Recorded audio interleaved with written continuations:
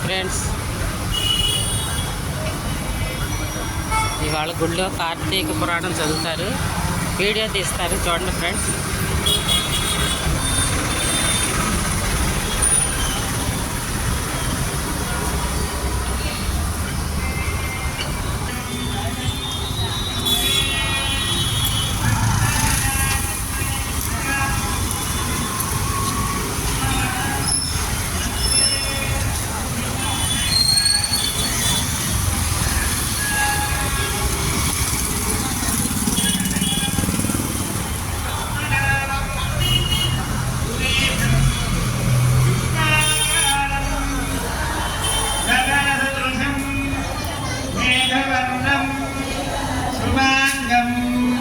లక్ష్మీకాంతం కమలనయనం యోగివృద్ధ్యానగమ్యం వందే విష్ణుం భవభయహరం సర్వలోకైకనాథం నమః శివాభ్యాం నవయవ్వనాభ్యాం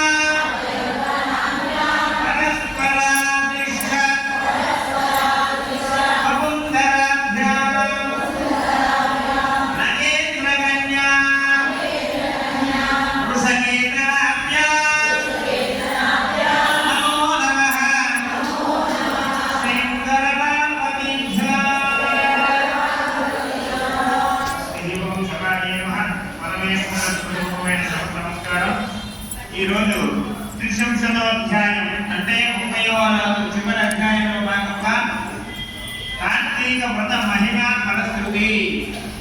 ఈ కార్తీక మాసం నెల రోజులు చేసిన దానికి మోరల్ ఫలశ్రుతి అంటే ఆ నీతి ఏంటి, మనం ఎందుకు చేసుకున్నాము, ఇంకా టూకీగా ఈ నెల మొత్తం ఎలా చేయాలి, సింపుల్గా మనం స్నానం ఎలా చేయాలి, దానం ఎలా చేయాలి, దీపం ఎలా చేయాలి, ఇవన్నీ మనం ఒక్కొక్క అధ్యాయంలో వివరించుకున్నాం. అయినప్పటికీ టూకీగా ఇవాళ మొత్తం మీద ఇలా చేస్తే బాగుంటుంది అని ఇంట్రడక్షన్ అన్నమాట. ఆ ఫలశ్రుతి నీతి అన్నమాట. ఆ విధంగా నైమిషారణ్య మన ఆశ్రమంలో శౌనకాది మహాప్రభువులందరూ కూడా సూత మహాముని చూసి ఆయన వద్దకు వచ్చి విష్ణు మహిమలో విష్ణు భక్తుల చరిత్రలో విని ఆనందించి 1000 నోళ్ళ కొనియాడని. ఈ కథంతా వృత్తాంతమంతా ఎవరు చెప్తున్నారు? ఈ ముని కుమారులందరికీ కూడా, శౌనకాది మహాముని కుమారులందరికీ కూడా సూత మహాముని వివరిస్తున్నాడు అన్నమాట. ఈ యొక్క కథలన్నింటినీ కూడా మళ్ళీ ఆయన దగ్గర చూసి ఈ ముని కుమారులందరూ కూడా ఆయన ఆ ముని కుమారులందరూ కూడా సూత మహాముని దగ్గరికి వచ్చి ఆయన ఈ యొక్క కార్తీక మాసం గురించి ఎంత విన్నా తనిఖీ తీరకుండా ఉన్నది, ఇంకా మేము చేయదగిన ఏమైనా ఉన్నాయా, విష్ణు భక్తి గురుచరిత్రలు అనేక చరిత్రలు చెప్పాము, విన్నాము, మాకు ఆనందంగా ఉంది, ఇంకానూ తనిఖీ తీరగా శౌనకాది మహాత్ముడు ఇంకానూ సంశయములు తీరగా సూచన కాల్చి ఓ ముని తిరగమా, కలియుగమందు ప్రజలు అరిషడ్వర్గములను దాసులై దురాచారులై జీవించుతూ సంసార సాగరమున తడింపలేకున్నారు. అట్టి వారు సులభముగా ఆచరించి కరుణోపాయమైన కలదా, ధర్మములన్నింటిలో మోక్షదానమైనటువంటి ఉత్తమమైన ధర్మమేది, దేవతలందరిలోనూ ముక్తినందు ఉత్తమముగా సులభముగా ధరించేటువంటి అజ్ఞానంలో ఉన్న వారిని పుణ్యాన్ని ప్రదానించేటువంటి కార్యమేది అని నానా విధముగా ఈ సంశయములను తీర్చవలసిందిగా సూత మహాముని కోరిని. ఈ శౌనకాది మహాముని కుమారులందరూ కూడా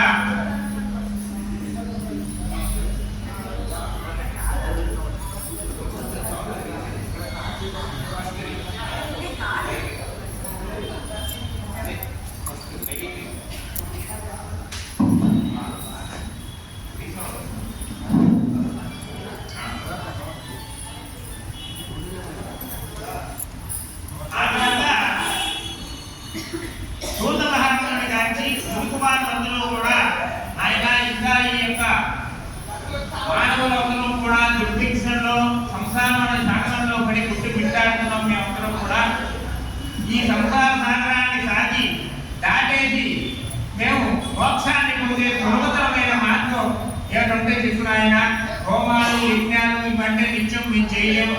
అది చాలా ధనంతో కూడుకున్న పని, ఒక సమయంతో కూడుకున్న పని, చాలా వెచ్చించాలి. దానికి అంగబలం అంతా ఉండాలి అన్నది మేము ఈ కలికాలంలో మానవ మాత్రులు మేము ఆ విధంగా చేయలేము.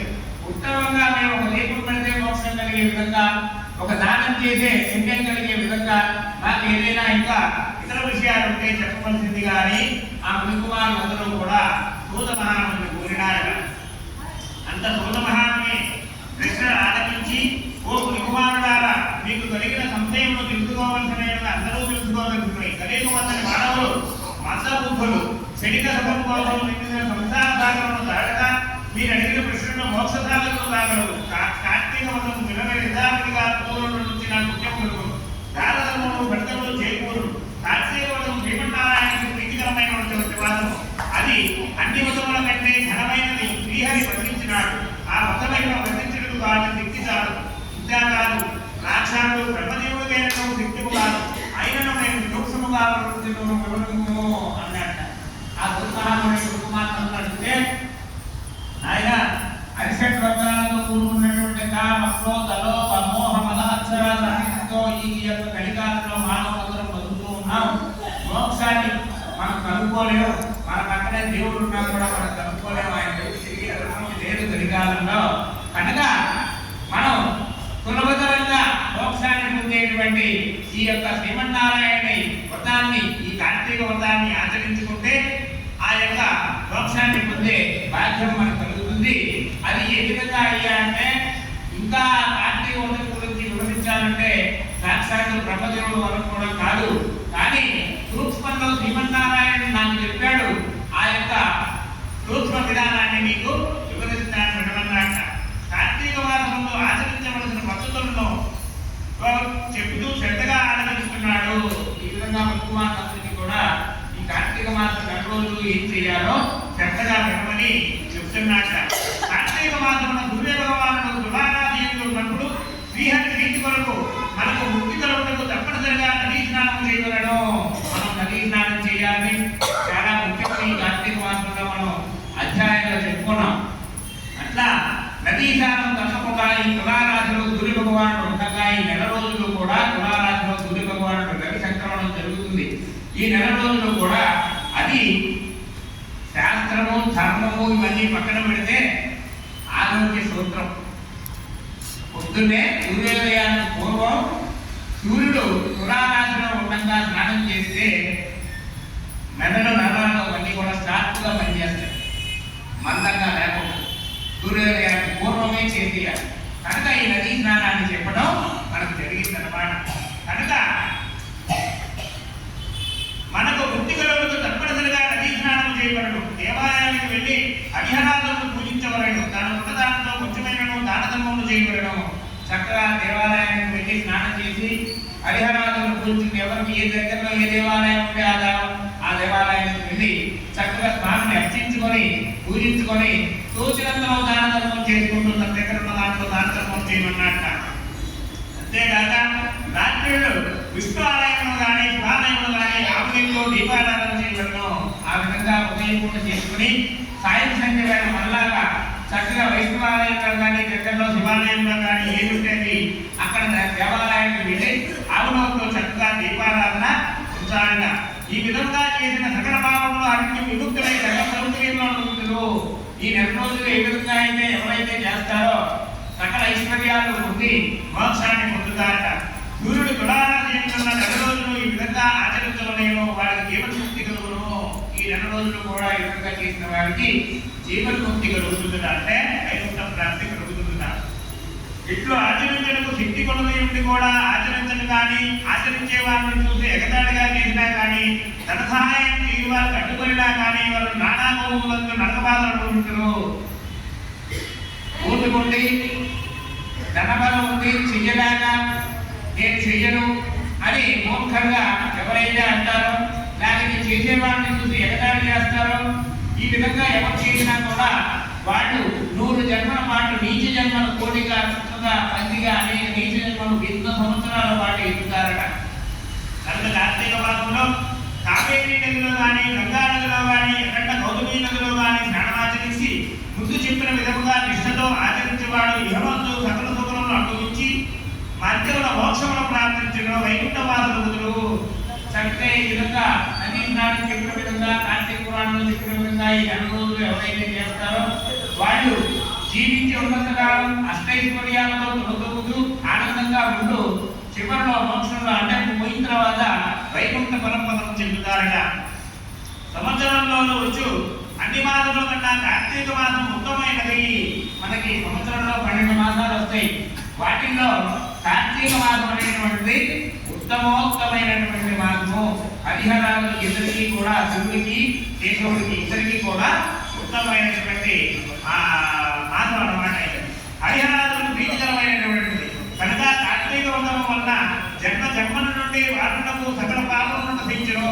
ఈ కార్తీక వ్రతం చేయడం వల్ల పూర్వజన్మలో మనం ఏం చేసినా మన పూర్వీకులు ఏం చేసినా జన్మల నుంచి వస్తున్నటువంటి పాపములన్నీ కూడా పటాపంచలేమే నశించిపోతాయిట. మరో జన్మ లేక వైకుంఠము తలపుడు మళ్ళీ మానవ జన్మ ఎత్తాల్సిన పని లేకుండా మనం ఇలాంటి దరిద్ర పనులు చేయాల్సిన పని లేకుండా మోక్షాన్ని పొందుతా ఉన్న వైకుంఠ తలపులో చేరుతా ఉంటాం. కానా ప్రతి మానవుడు ఈ యొక్క పరమ సత్యము గ్రహించి ఇటువంటి పుణ్యకాలములను చేతులారా విధంగా ఆచరించబడను. అంత గొప్పదైనటువంటి ఈ సమయాన్ని, ఈ కాలాన్ని, ఈ మాసాన్ని వదులుకోకుండా చక్కగా అందరూ ఆచరించి మోక్షాన్ని పొందండి. ఈ పూజమా ఆ పూజమా అనే మాటలు కాకుండా చక్కగా ఈ యొక్క కార్తీక మాసంలో ఈ నెలంతా కూడా శుభ్రంగా ఈ నెల ఆచరించుకొని మోక్షాన్ని పొందండి నాయన అని చెప్పేసి సౌదరాజు మహామంత్రికి భూత మహామంత్రి చెప్పాట. ఇప్పుడు నెల రోజులు చేయలేని వారు కార్తీక శుద్ధ పౌర్ణమి నాడైనా తమ శక్తి కొలది వ్రతదాలను నుంచి పురాణ శ్రవణం చేసి జాగరణ ఉండి మరునాడు ఒక బ్రాహ్మణుడు కోయికు పెట్టడంతో నెల రోజులు చేసిన ఫలితంతో సమానంగా కలుగును. ఒకవేళ ఆరోగ్యం బాగుండదో, పెద్ద వయసులో కుదరకో, వీలు పడకో, ఎట్లనో ఈ నెల రోజులు చేయలేనటువంటి వాళ్ళు పర్వదినాలు మనకు చెప్పారు. పౌర్ణమి రోజున 4 సోమవారాలు, 2 ఏకాదశులు, 2 ద్వాదశులు, అలా పర్వదినాలు అయినా సరే చక్కగా స్వామికి కైంకర్యం చేసుకొని స్నానం చేసుకొని నదీ స్నానం చేసుకొని ఒత్తులు వెలిగించుకొని తోచిన దానధర్మాలు చేసుకుంటే ఈ నెల రోజులు ఫలితం దక్కుతుంది. ఎవరికి చెయ్యలేని వారికి.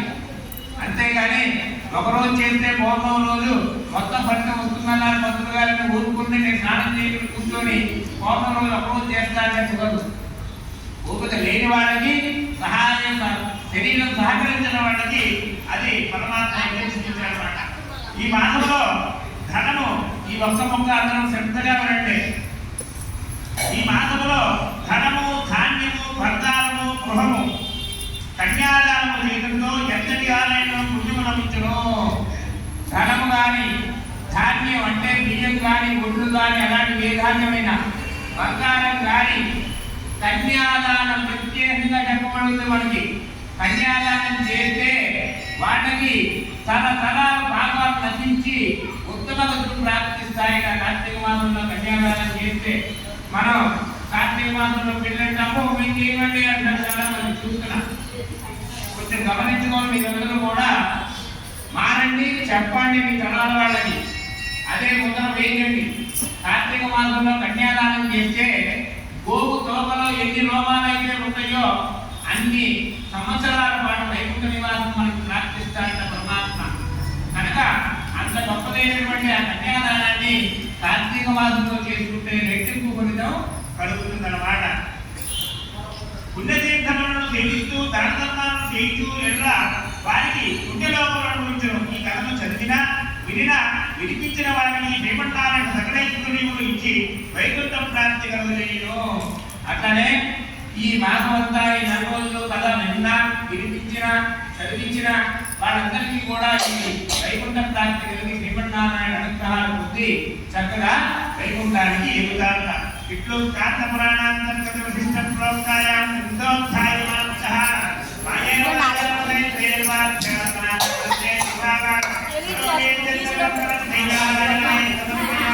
శ్రీమన్నారాయణాయ సమర్పయామి.